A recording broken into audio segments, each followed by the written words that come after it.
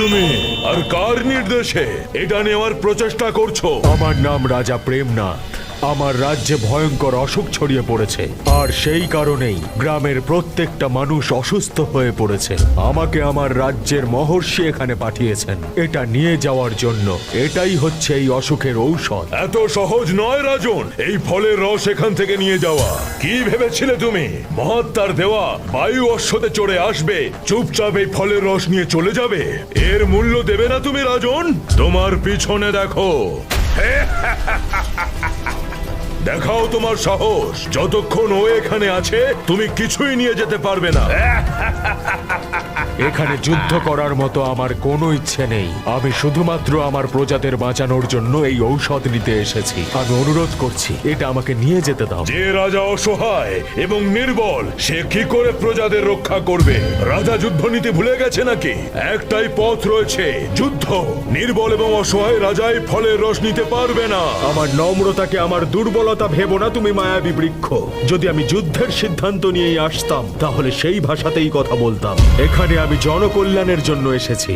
শেষবারের মতো বলছি, সরে যাও আমার পথ থেকে। তাহলে তুমি বিনম্রতার কবচ পড়ে থাকো রাজন। আমি তোমাকে এক মুহূর্তেই যমলোকে পাঠিয়ে দেব। ঠিকই বলেছ। মূর্খদের সঙ্গে ভালোবেসে নয় বরং তলোয়ার নিয়ে কথা বলতে হয়। সাবধান, আমি তোমাকে যুদ্ধে আহ্বান করছি মায়াবী রাক্ষস।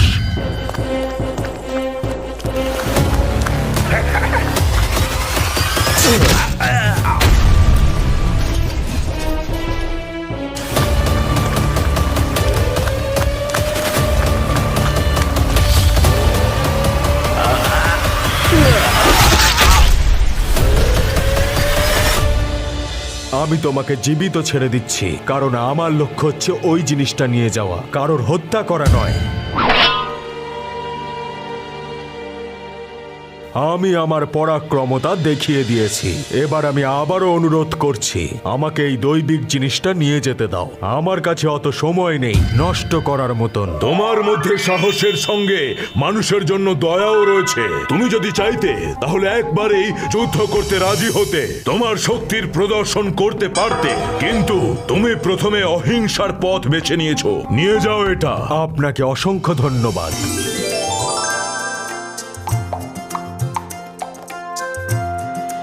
শুধু এই কফটা দিলেন? এটা কি আমার সমগ্র প্রজার জন্য পর্যাপ্ত হবে? এই 10 ফোঁটা ফলের রস পর্যাপ্ত রাজন। এটাকে কিভাবে ব্যবহার করবে মহাত্মা তোমাকে বলে দেবে। আপনাকে অসংখ্য ধন্যবাদ। এবার আমি চলি।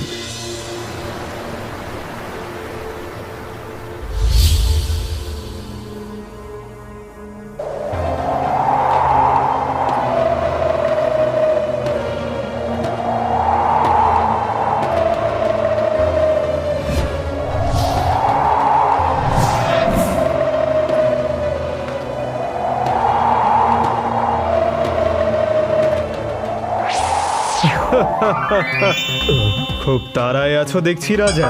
এত তীব্রতাও কিন্তু ঠিক নয়। আমায় তাড়াতাড়ি রাজ্যে ফিরে যেতে হবে। ওখানে মহামারী ছড়িয়ে পড়েছে।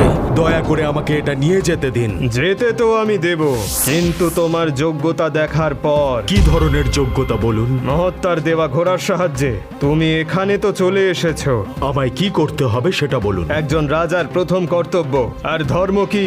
নিজের প্রজা আর রাজ্যের রক্ষা। রাজার কখন সিংহাসন ত্যাগ করা উচিত? যখন প্রজারা তার বিরুদ্ধে চলে যায়। এমন কি আছে যা কালও মুছে দিতে পারে না? কারোর নাম কাল সবকিছু করতে পারে, কিন্তু কারোর নাম মুছে দিতে পারে না। তোমার রাজ্যের কল্যাণ হোক। জনকল্যাণের জন্য তোমার মনে যে নিষ্ঠা আছে তা সর্বদা বজায় রেখো। যাও রাজা, তুমি রাজতন্ত্র আর প্রজাতন্ত্র দুটোই ভালো করে বোঝো।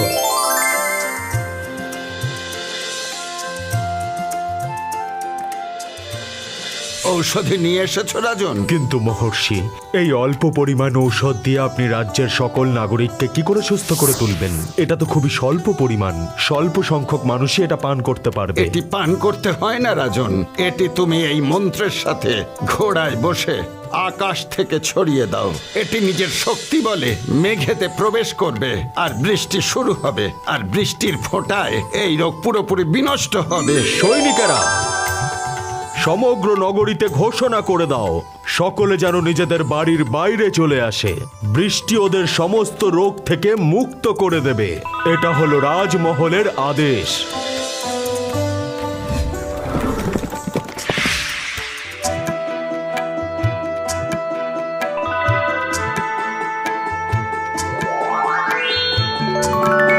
সর্বক্ষণ বৃষ্টি হও, প্রত্যেক কোনায় কোনায় বৃষ্টি হও, প্রত্যেক মানুষের উপর বৃষ্টি হও। যত জোরে খুশি বৃষ্টি হও আজ। ঝিরি ঝিরি ঝিরি ঝিরি ঝিরি ঝিরি করে নেমে এসো আজ।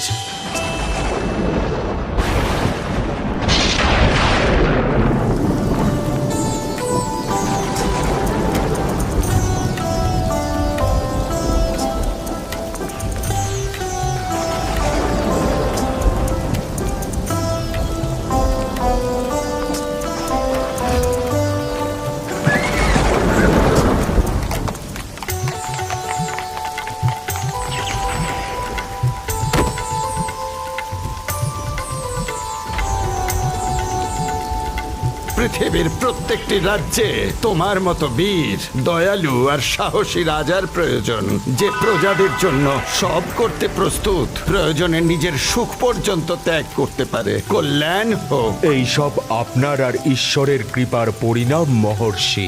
আমি কি আমার প্রজাদের সম্মুখে যেতে পারি মহর্ষি? অবশ্যই, গিয়ে দেখো কাছ থেকে তোমার প্রজাদের।